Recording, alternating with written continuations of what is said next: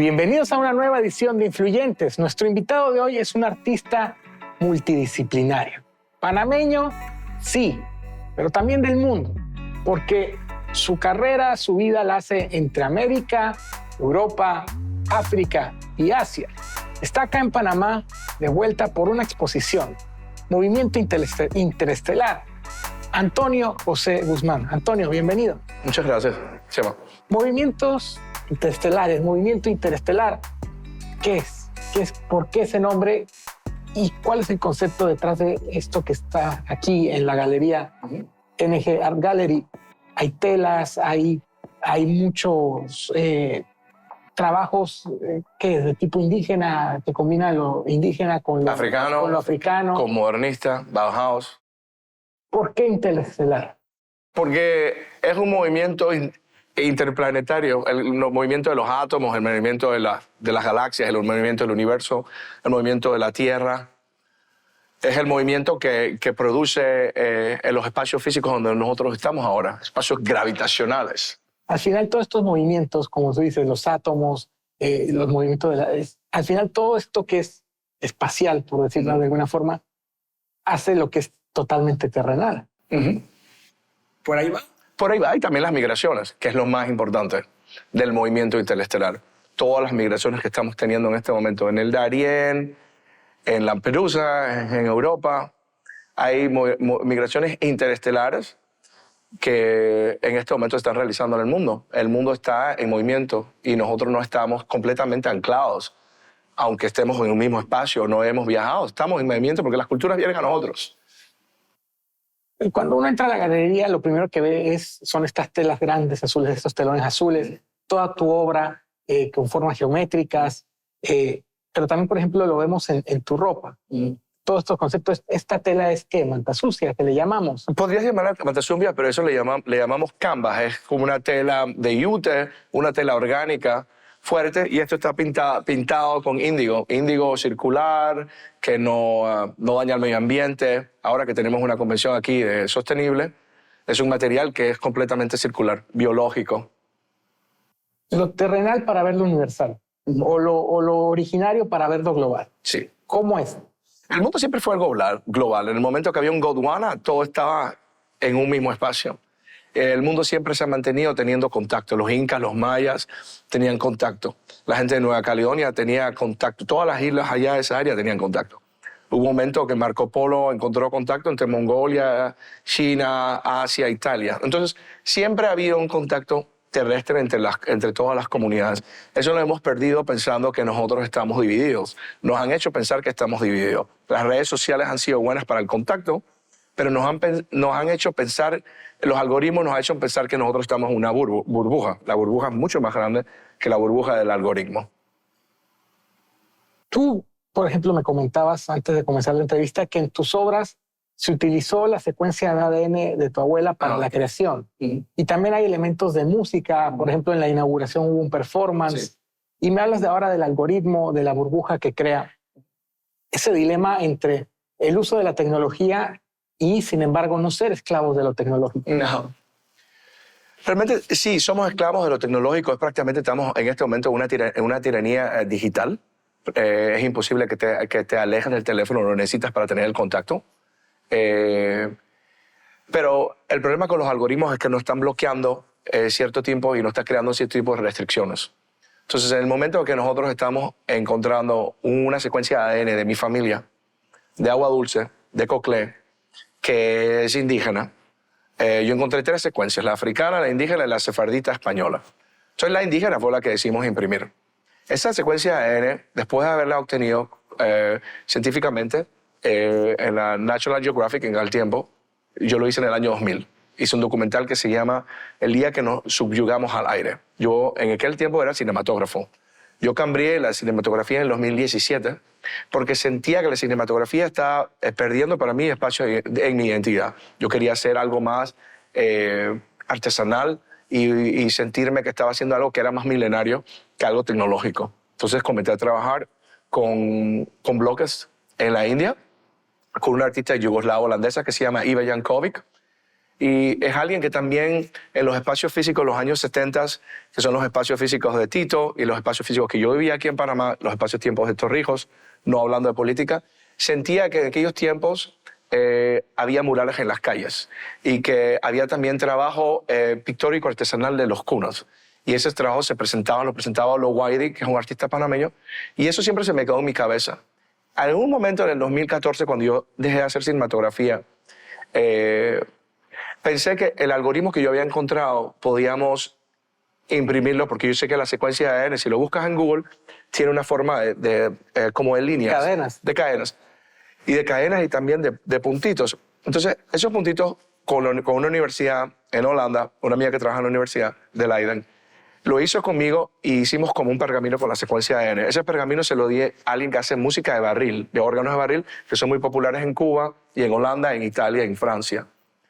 Entonces hicimos música de Coclé, hicimos música del ADN de mi abuela, con los huequitos. Es una cuestión muy abstracta, pero el momento de la repetición se convierte en música.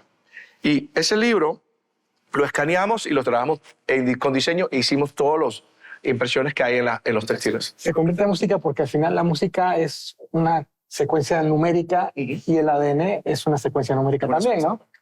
Ahora, esa búsqueda personal, ¿cómo se refleja en lo colectivo? Tú lo dices, eras cinematógrafo, lo dejaste. Hay que entenderlo para el que no te conoce. Claro. Tú me decías al principio, yo tengo 52 años. Ajá.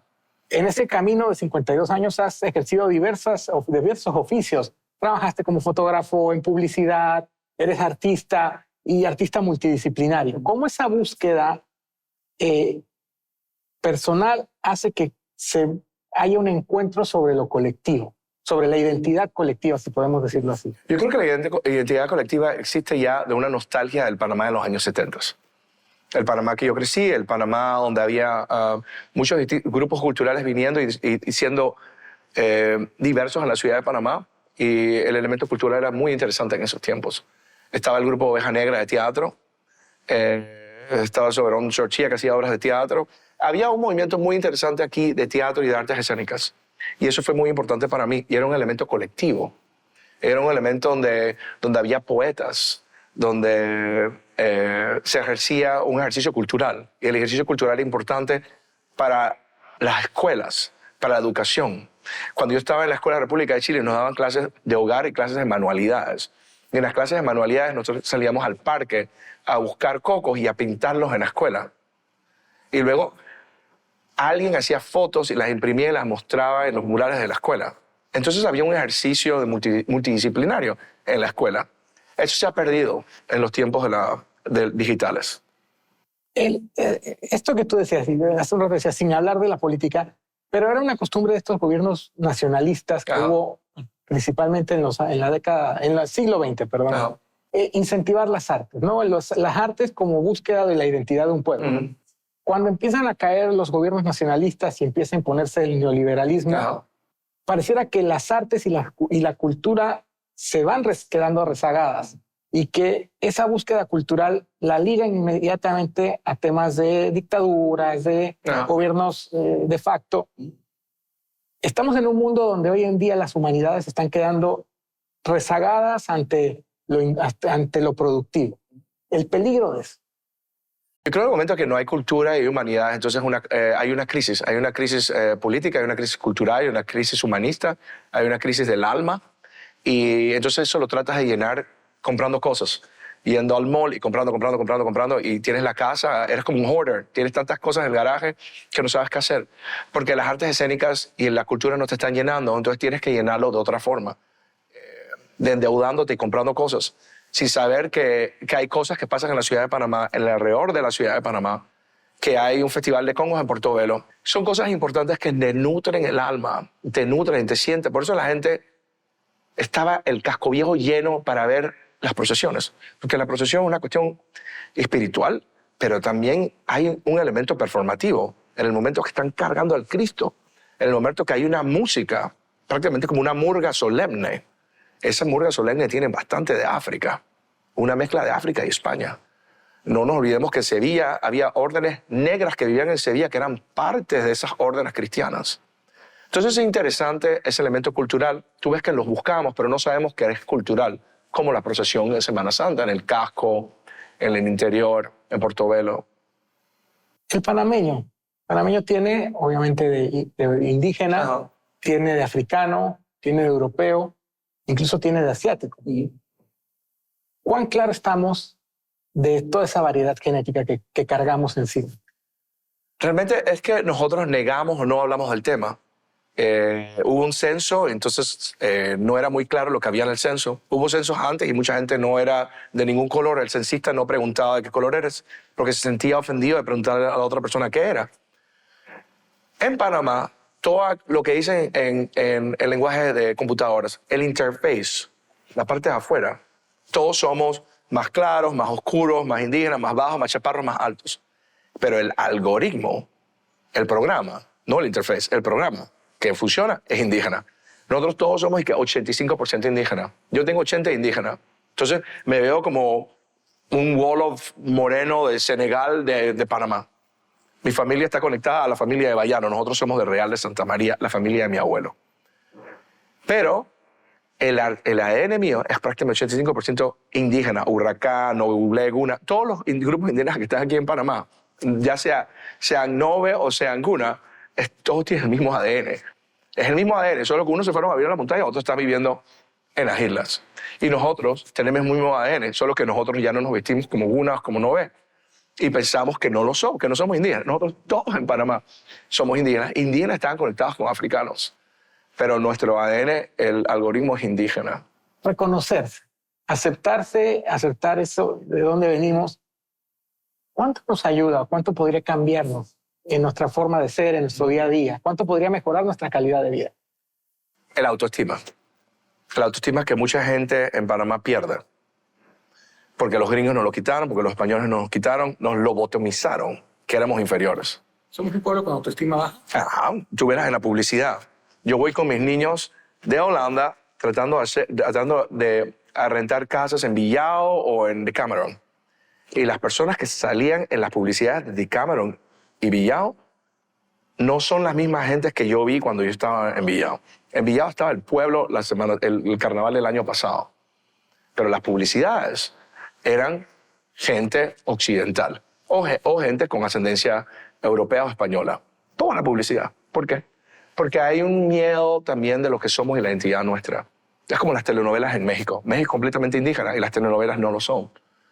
Entonces, si nosotros agarramos la identidad nuestra multicultural y esa la abrazamos y nos sentimos que estamos unidos, entonces muchos problemas que hay en la sociedad no existirían.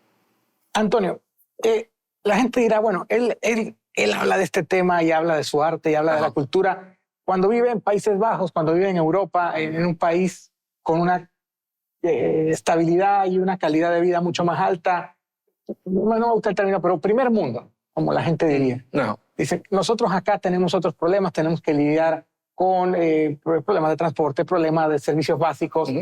¿Qué espacio tiene el arte dentro de mi vida? ¿Cómo yo voy a estar pensando en eso cuando realmente lo que tengo que estar pensando es en resolverme el día a día?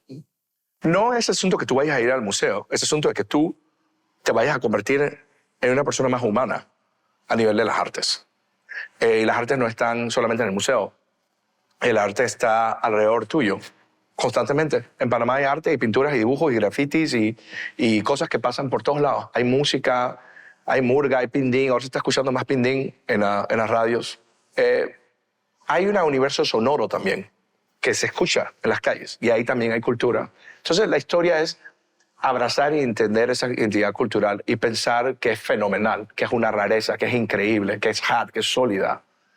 No pensar que, lo que está pasando en el otro lado del mundo. Yo vivo en Europa, pero yo pienso que mis vecinos no tienen la misma dinámica, riqueza cultural que tiene la gente en Panamá. Ellos tienen una riqueza apropiada que fue inventada de otros lados. De ahí empezamos el trabajo nosotros con los textiles. Porque los textiles que se utilizaban en Holanda en 1800 venían de la India. Ellos pensaban que la identidad cultural de sus textiles era de Holanda. Es como el Delft, que viene de China, como los tulipanes, que vienen de Turquía, como los aspergos, que ahora vienen de Perú. La identidad cultural de Holanda es una identidad apropiada. O sea, no son tan puros como piensan. No. La identidad de Panamá es la identidad de Panamá. No es apropiada de otros países.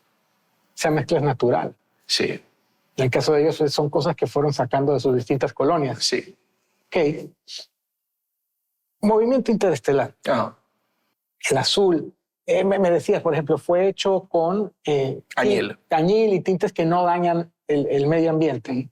En estos momentos estamos en una época donde hay muchos frentes de batalla ideológica. El tema feminista, el tema étnico, el tema del medio ambiente. Se puede pelear tantas cosas a la vez. ¿Sí? Nosotros amamos aquí en Panamá, como en Holanda, los diablos fuertes. Se necesitan toneladas de agua El gin. para hacer jeans. Ok. Se necesita índigo acrílico, que el monopolio viene de una compañía en Alemania, que lo inventó Bayer, haciendo estudios del índigo de verdad, del añil. Para hacer esos pantalones los hacen en China o en Singapur, ¿cómo se llama? En Tailandia, en Indonesia, en lugares que no sabemos todavía qué tan perfecto es la condición de las personas que trabajan ahí. Pero nosotros seguimos comprando jeans, y no pensamos de dónde vienen los jeans. Y tampoco pensamos el valor multicultural que tienen las ropas que tenemos. Las ropas azules, ¿por qué son tan populares? Porque todo el mundo anda en azul ahora en las televisiones. O los políticos en Holanda. Porque el azul era el color de la realeza.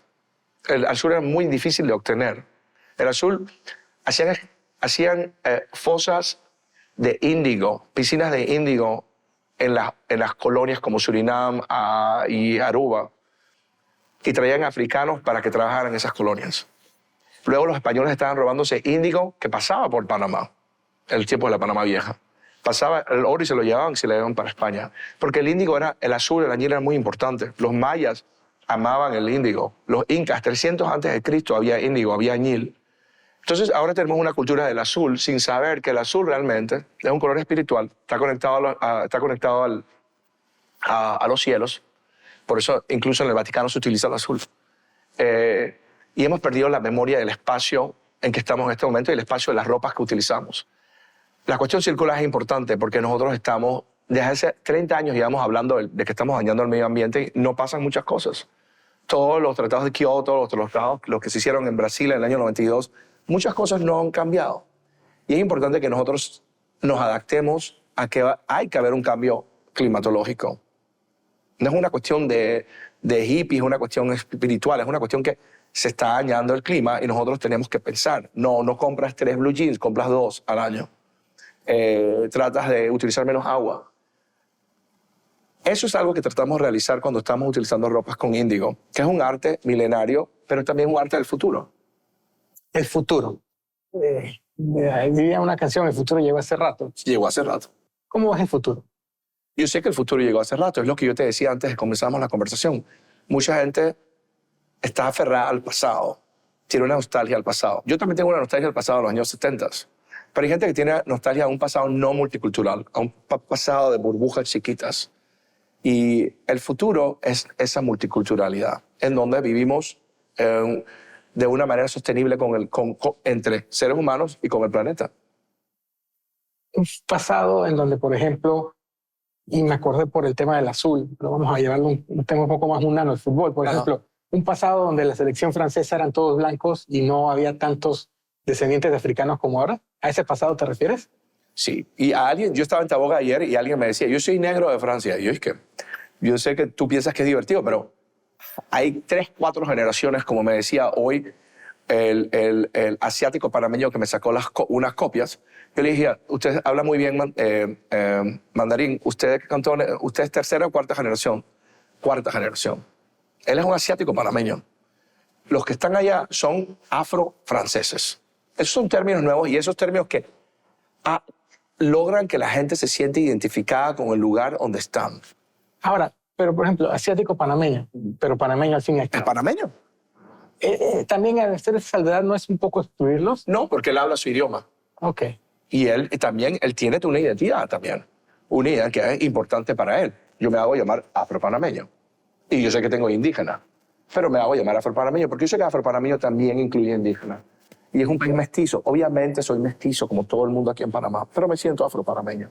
Hay una canción de Jarabe de Palo que dice que en lo puro está el futuro está en la mezcla. Ajá. La mezcla de lo puro, que antes de puro fue mezcla. Ajá. Sé que es como un trabalenguas y sé que Es un suena trabalengua. está contradictorio, pero el mezclar y el aceptarse mestizos es el futuro. Es el futuro.